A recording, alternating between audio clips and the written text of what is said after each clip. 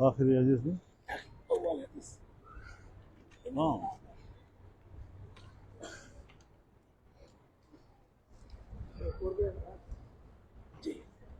بسم الله الرحمن الرحيم. الحمد لله رب العالمين والعاقبة للمتقين والصلاة والسلام على سيد الأنبياء والمرسلين وعلى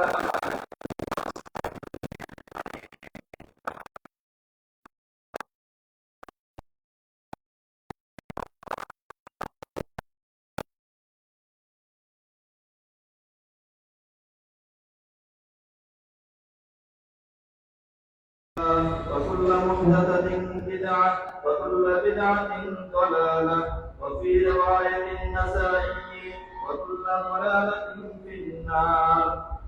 وبالسند المتصل منا إلى الشيخ الإمام الهمام الحافظ الحجة أمير المؤمنين في الحديث أبي عبد الله محمد بن إسماعيل بن إبراهيم بن المغيرة الجعفي اليماني البخاري رحمه الله تعالى. اللهم انفعنا بعلومه وعلومهم أجمعين آمين يا رب العالمين. أنه قال: بسم الله الرحمن الرحيم. باب كيف كان بدء الوحي إلى رسول الله صلى الله عليه وسلم. وقول الله عز وجل: إنا أوحينا إليك كما أوحينا إلى نوح والنبيين من بعده. وبه قال حدثنا الحميدي قال حدثنا سفيان قال حدثنا يحيى بن سعيد الأنصاري قال أخبرني محمد بن إبراهيم التيمي أنه سمع القمة بن وقاص الليثي يقول: سمعت عمر بن الخطاب رضي الله تعالى عنه على المنبر يقول: سمعت رسول الله صلى الله عليه وسلم يقول: إنما الأعمال بالنيات وإنما لامرئ ما نوى. فمن كانت هجرته إلى دنيا يصيبها أو إلى امرأة ينكحها فهجرته إلى ما هاجر.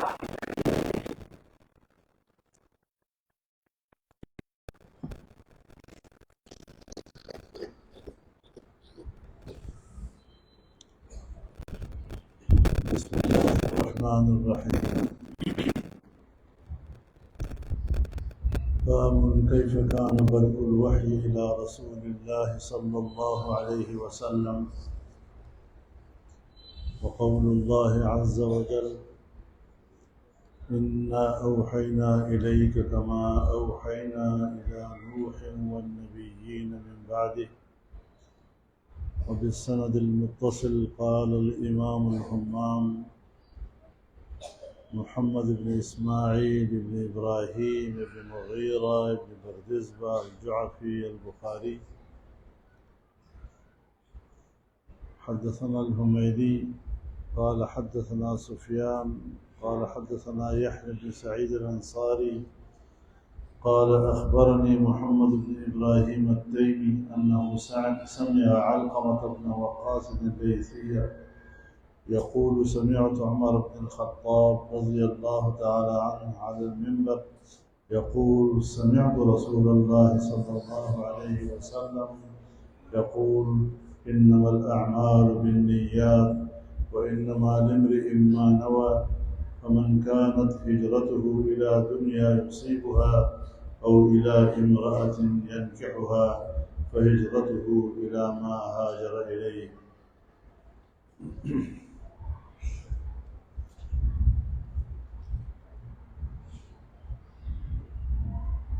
حضرت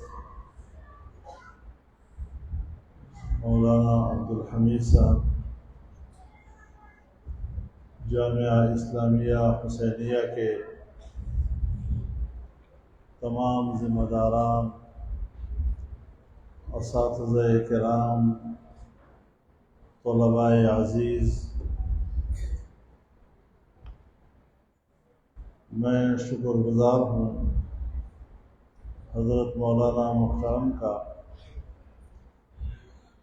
کہ انہوں نے ہمیں اپنے اس جامعہ میں حاضر ہونے کا موقع عنایت فرمایا اور ہمیں یہ سعادت بخشی کہ طلباء کے اس اجتماع میں آپ حضرات سے ملاقات ہوں اور کچھ علم کی باتیں۔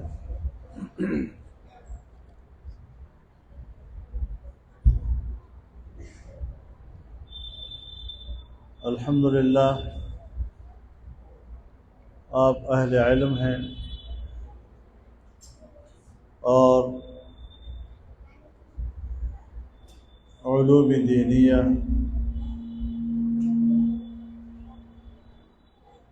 کے حصول کے لیے گھروں سے آئے، یہاں مدرسے میں بیٹھے۔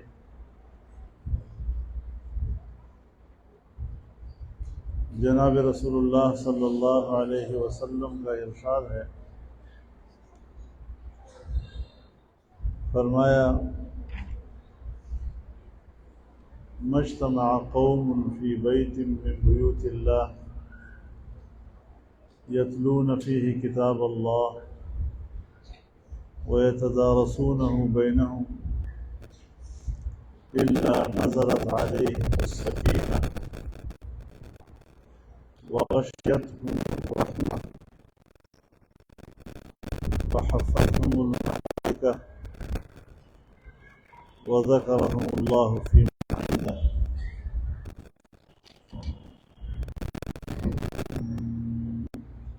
جو لوگ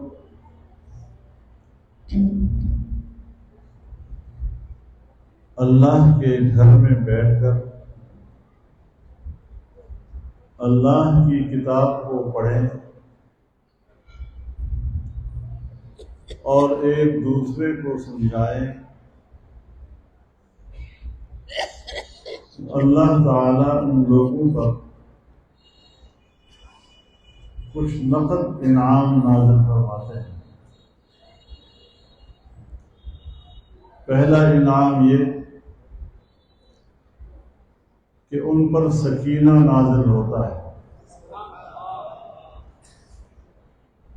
سکینہ،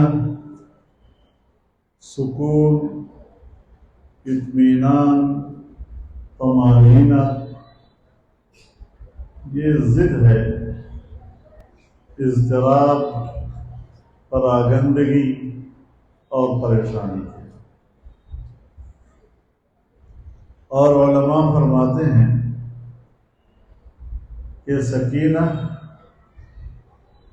اس کیفیت کا نام ہے،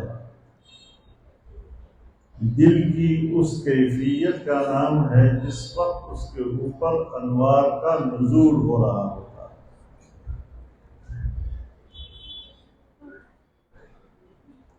اور دوسرا انعام کہ اس مجلس کو اللہ کی رحمت ڈھانپ لیتی ہے۔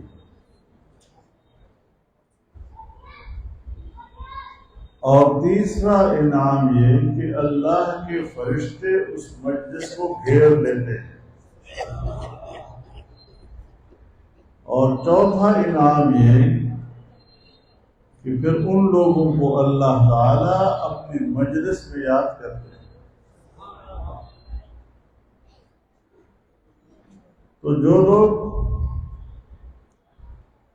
اللہ کی کتاب سے وابستہ ہوئے، جناب رسول اللہ صلی اللہ علیہ وسلم کی سنت کو سمجھنے کے لیے حدیث کی تعلیم حاصل کرنے لگے،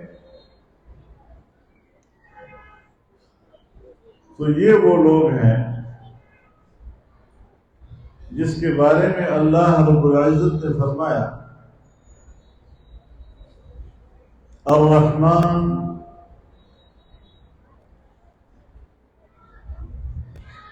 علم الانسان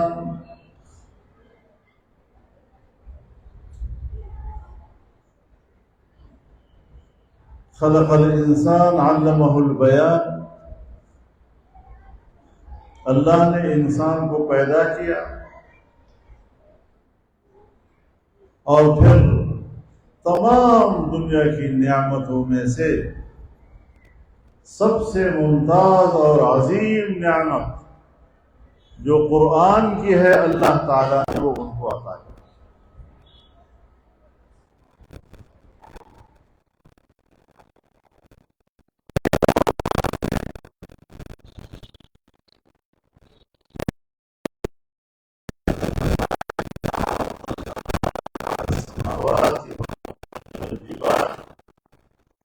بين أن يحملنها وأشفقن منها وحملها الإنسان إنه كان ظلوما جهولا.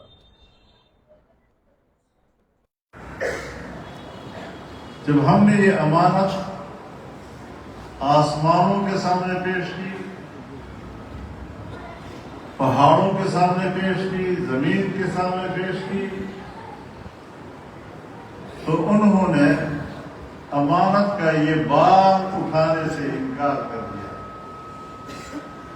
اور اس امانت کو کے بار کو اٹھانے سے خوف کھانے لگے، ڈرنے لگ گئے. پھر انسان تیار ہو گیا اس کے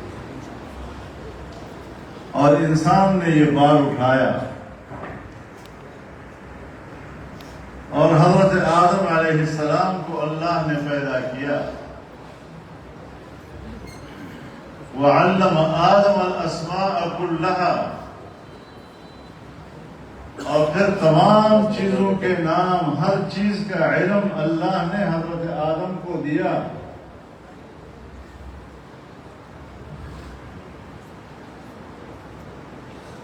اب ظاہر ہے جس چیز کا نام امانت ہو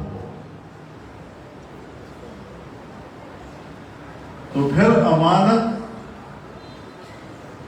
اسی چیز کو کہتے ہیں کہ پھر آپ کو اپنے خواہشات چھوڑنی ہوں گی اور اس امانت کی حفاظت کو سب سے عظیم ذمہ داری سمجھنی ہوگی. سو اگر کسی نے انکار کر دیا، کفر کر دیا، وہ عذاب کا مستحق ہوا. اور جس نے اس پر ایمان لایا اور ایمان کے باوجود اس سے تقصیر ہو گئی، لاپرواہی ہو گئی، تو اللہ اس کو معاف کر دے. اس کو احساس ہوگا کہ اس سے کمزوری ہو گئی. امانت میں جو میرے اوپر فرض تھا میں نے وہ فرض ادا نہیں کیا، میں نے گناہ کر دیا، اللہ کو ناراض کر دیا، اور پھر فوراً وہ اللہ کے سامنے شرمندگی کا اظہار کرتا ہے، معافی مانگتا ہے، استغفار کرتا ہے، توبہ کرتا ہے، تو پھر اللہ اس کو معاف کرتا ہے. یہ ایمان کی برکت ہے. لیکن اللہ رب العزت نے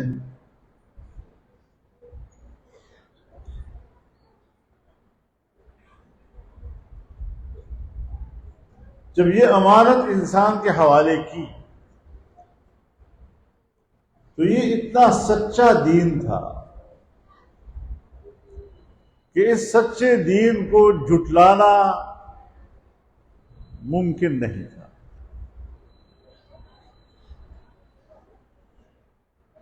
اب وحی پر تو وہ کوئی الزام لگا نہیں سکتے تھے، تو پھر وحی لانے والی ذات اس پر انگشت نمائی کی، ان کے بارے میں شکوک و شبہات پیدا کیے، کیونکہ اللہ تعالیٰ نے یہ امانت روئے زمین پر بھیجنے کے لیے حضرت جبریل کے حوالے کی. تو یہ افواہیں اڑا دی گئی کہ اتنے دور سے ایک وحی آ رہی ہے اور راستے میں شیطان بھی ہیں اور وہ وسوسے بھی ڈال رہے ہیں اور جگہ جگہ پر وہ اس میں شکوک و شبہات ڈال رہے ہیں، زمین تک پہنچتے پہنچتے تو شاید اس میں کوئی تبدیلی آ گئی ہوگی. یہ شاید وہ چیز نہ ہو جو اللہ نے حوالے کی ہے. تو اللہ نے اس پروپیگنڈے کو خود رد فرمایا اور فرمایا انہ لقول رسول کریم، یہ بڑے محترم شخصیت کا قول ہے. ذی قوت عند ذی العرش مکین مطاع ثم امین. اتنا طاقتور اور پوری قوت کے ساتھ، اور محافظ دستے بھی ساتھ ساتھ آ رہے ہیں. ممکن نہیں ہے کہ اس کے ایک حرف میں کوئی تبدیلی لا سکے اور تبدیلی کی کوشش کرے اور کامیاب ہو سکے. تو یہ پروپیگنڈا بھی ختم. اب پروپیگنڈا کر دیا کہ روئے زمین پر رسول اللہ صلی اللہ علیہ وسلم کو جو وحی دی گئی ہے اور جس طرح یہ کلام سنا رہے ہیں اور جس طرح یہ معجزات دکھا رہے ہیں، یہ کلام کسی شاعر کا ہو سکتا ہے. اب شاعر والی باتیں تو تخیلات کی باتیں ہوتی ہیں، لہذا وہ قابل اعتبار تو نہیں ہے. یا پھر یہ کوئی جادوگر ہے، کرتب دکھا رہا ہے، تو وہ بھی قابل اعتراض چیز نہیں ہوتی. تو یہاں پر اللہ رب العزت نے فرمایا انہ لقول رسول کریم. وہاں بھی انہ لقول رسول کریم، یہاں بھی انہ لقول رسول کریم وما هو بقول شاعر قلیلا ما تؤمنون ولا بقول کاہن قلیلا ما تذکرون تنزیل من رب العالمین. اب جو اللہ کا دین بیان کرے گا اس پر امتحانات آئیں گے، اس پر تہمتیں لگیں گی تاکہ معاشرے کے سامنے وہ مشکوک ہو جائے. آج کل مولوی صاحب کو نشانہ بنایا جاتا ہے، قرآن و حدیث کو تو نشانہ بنا نہیں سکتے. اس سچ کا تو ان کے پاس کوئی جواب نہیں ہے. اس پر کوئی تہمت لگے گی خود ان کا منہ کالا ہو جائے.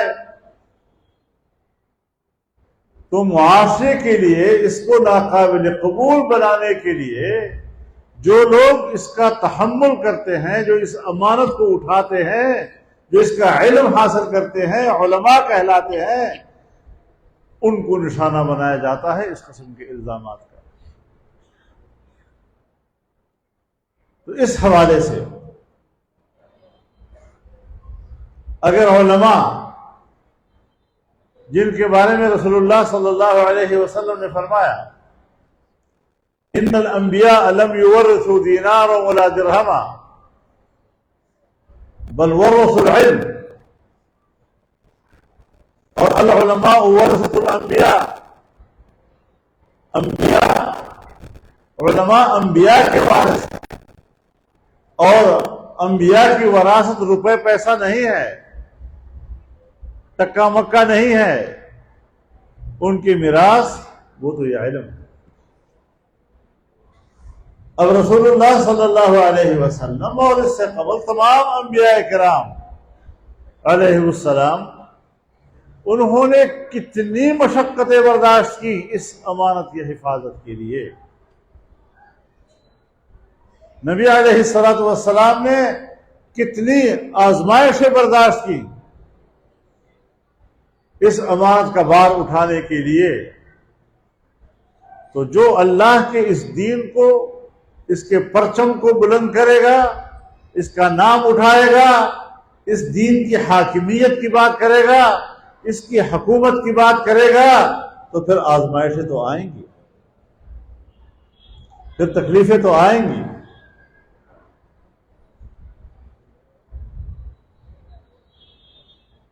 اور سب سے زیادہ آزمائشیں انبیاء پر آئیں. ثم الامثل فالامثل. تو اب جب آپ حضرات نے دین کا یہ علم حاصل کر لیا تو یہ احساس ہر وقت ہوگا کہ میرے پاس جو امانت ہے یہ وہ امانت ہے جس کو قبول کرنے کے لیے نہ آسمان تیار ہوئے اور نہ پہاڑ تیار ہوئے، نہ زمین تیار ہوئی، یہ تو انسان نے قبول کیا. اور وہ امانت رفتہ رفتہ میرے پاس آ رہی، رفتہ رفتہ میرے پاس آئے۔ تو یہ امانت آج آپ کے ہاتھ میں ہے۔ اور طلباء کرام سے عرض کرنا چاہتا ہوں کہ طالب علم جب گھر سے نکلتا ہے اور مدرسے میں پہنچتا ہے تو 3 چیزوں کے ساتھ اس کا تعلق ہے، ایک مدرسے کے ساتھ، ایک کتاب کے ساتھ، ایک استاد کے ساتھ۔ مدرسہ اس کا مادر علمی ہے جس کی گود میں وہ نشو و نما پا رہا ہے، اور کتاب اس کی روحانی نشو و نما کا غذا ہے، غذا کا ذخیرہ ہے کتاب۔